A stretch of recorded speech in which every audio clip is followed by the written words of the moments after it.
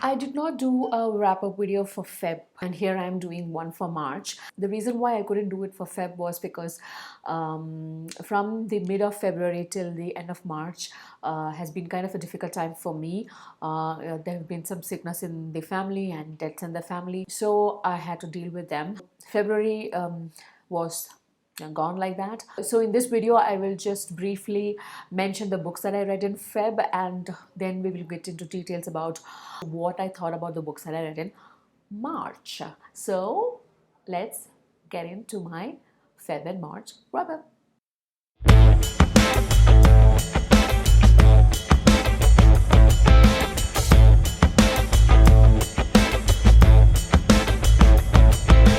Hey guys, welcome to my channel. This is Angela, your own Brookaholic Brownim. So like I said in the intro, I would like to quickly take you through the list of books that I read in February, just spending 2 or 3 sentences on what I thought about them. Before we get into the wrap-up list, I just want to say that please don't shy away from smacking the subscribe button. Smack it, smack it, smack it. And also, if you like this particular video, please like it. Also share it with your friends whom you think might enjoy it. So the first book in the list is Lucy Foley's The Guest List. It's a hugely popular book. It's a suspense thriller. Somewhere off the coast of Ireland, there is this deserted, isolated island where a very popular celebrity or semi-celebrity couple decides to hold their wedding, and the story unfolds from the POV of different people. So there are multiple POVs in this book. So there is this bride, then the bride's sister, she is the bridesmaid, and then you have the wedding planner, then you have the bridegroom's friends POV. So there are several POVs in this, and interesting to see sometimes the same scenes play out differently in different people's perspective. So that's interesting to see. That's one thing that I really like about multiple POV storytelling, and you can really see that in this book. I think I gave this book a huge rating, especially because of the twisty, swervy twist at the end, and also I was very satisfied with the ending as well. So I gave it a 5-star. I don't know, now that I think back, maybe I should have given it only a 4-star, because it was not an excellent book that you have to read in your lifetime. No, but it's a great suspense thriller, so I think maybe I should rate it 4 now. I just re-rated it or down-rated it, but still I would recommend this if you are a lover of great suspense thriller. The second book that I read in February was My Sister the Serial Killer by Oyinkan Brathwaite. I think she is a Nigerian writer. The story is about 2 sisters. One of them is a serial killer, and then you have the elder sister. She is kind of an enabler, and sometimes I felt that, you know, she is doing the younger sister a disservice by not reporting her to get psychological help. You know, she really needs help. That's the younger sister. The story is told from the POV of the elder sister. She is a nurse, Corriday, her name is. I love the name, Corriday. And the younger sister is Iola. The book starts off by Iola giving a call to the elder sister Corriday, saying that, hey, I need your help, please come here, a Femi just died. It's such a grim situation, horrifying situation, where somebody has committed murder, and the narration sometimes it's dark funny, you can call it, and satirical, that you have to just read through it to understand what the heck this book is all about. It's a quick read, just pick it up and read. I rated this book 3. If you want a short read, quick read, pick this up. Next book in this list is Miss Marple series by the Agatha Christie, Queen of Crime. I have a confession to make. I generally do not like Agatha Christie's books based on Hercule Poirot, because I always found Poirot obnoxious and overtly confident, and as if he's trying to be overtly confident. So I never liked that character, so it put me off. In fact, I have the complete collection of Agatha Christie's Hercule Poirot series here. I haven't read past 2 of them. So that's that. But Miss Marple series was a new experience for me. This is the first Miss Marple book that I'm reading, and this is the second book in the series, so I have to read the rest of the 12 books as well.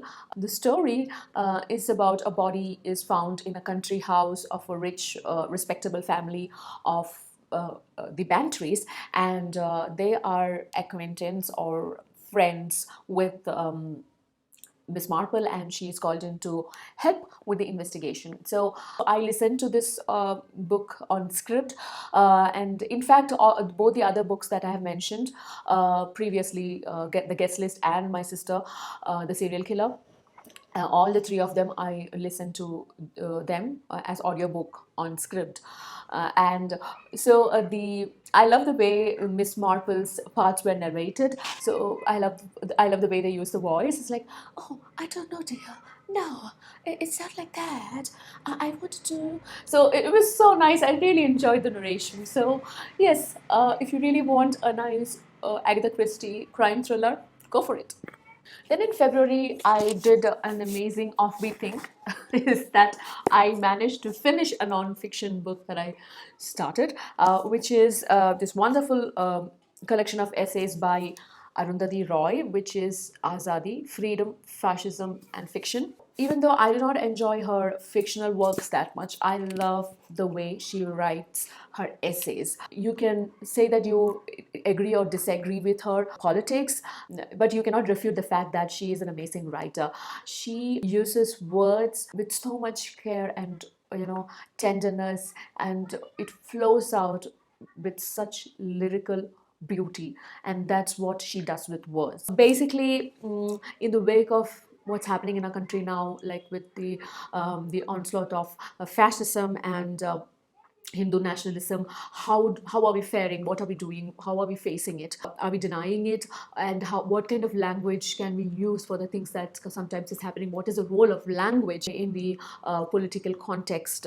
How has certain words played so much importance in the Indian polity, like Inkulab Zindabad or Azadi. And my favorite is definitely the first essay, which describes how Hindu nationalists during 1940s, where India was at the verge of getting independence, used their propaganda to create a rift between Urdu and Hindi. Now, I want to just read out quickly something that actually rang very true to me, because sometimes when you read her essays, which are about such serious, boiling topics, with human lives at stake, and then you read her essays and you think, are you reading a novel or what? And it's the same that some people felt, and I will read out the sentence which stood out to me. When the essays were first published, first in mass circulation magazines, then on the internet, and finally as books, they were viewed with baleful suspicion, at least in some quarters, often by those who didn't necessarily even disagree with the politics. The writing sat at an angle to what is conventionally thought of as literature. Balefulness was an understandable reaction, particularly among the taxonomy inclined, because they couldn't decide exactly what this was: pamphlet or polemic, academic or journalistic writing, travelogue, or just plain literary adventurism. To some, it simply did not count as writing. So, even the publishers and fellow writers, even people who agreed with her politics, were confused with her writing, because they thought that she was writing literature rather than essays. One thing I want to mention about this is that this is a collection of essays over sometimes overlapping topics, so you will see repetition. So you might get bored or put off by that, because there are some recurring topics. So that's a warning to you out there if you're planning to read this book.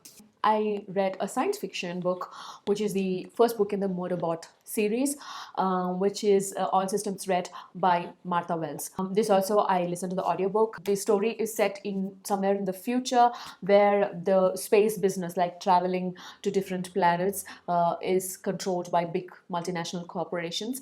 And the corporations send scientists and explorers and soldiers to these newly discovered planets, and maybe for research and for further exploration, and they're supplied with security androids. And somehow one of these androids, which is called the sec units, which sec units are basically guards or soldiers who are meant to defend and basically security guards, right?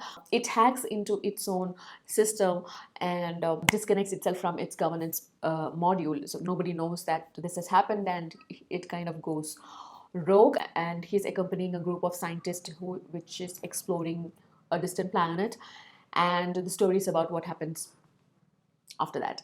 And the story is narrated from the perspective of this rogue android. Yeah, just read it to find out what happens. I'm not going to sit and tell you the entire story.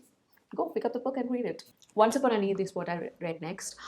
This is a collection of short stories by Muslim writers out there, and as the title suggests, the story is all about how what people go through during Eid. So the gift giving and the holiday parties and the Eid prayers, all that. It's a book for children, but even adults can enjoy it. I really enjoyed it, especially people who have not been exposed to other cultures, especially Muslim culture much. You guys should read it and see from their perspective what Eid means to them. And also, one thing I noticed is that how is Eid celebrated might vary from place to place and countries to countries, because the kind of dishes that they make has been described in this book varies from stories to stories. So African Muslims make a certain kind of dish which is vital for their celebration, and the Indian Muslims do something else, Pakistani Muslims prepare something else altogether. So you can also see the heterogeneity within the Muslim community also. If you have children, please give it to them. So if you're a non-Muslim, it is a nice book to introduce you to your children what Eid means to the Muslim community. Last but certainly not the least, I read Lee Bardugo's Crooked Kingdom, second one in the Six of Cross duology. The smile on my face says it all. I really love this book. You know that I was going on and on about the Shadow and Bone series that's going to come up on Netflix very soon this month. So I was so excited to finish this and start on the Shadow and Bone trilogy.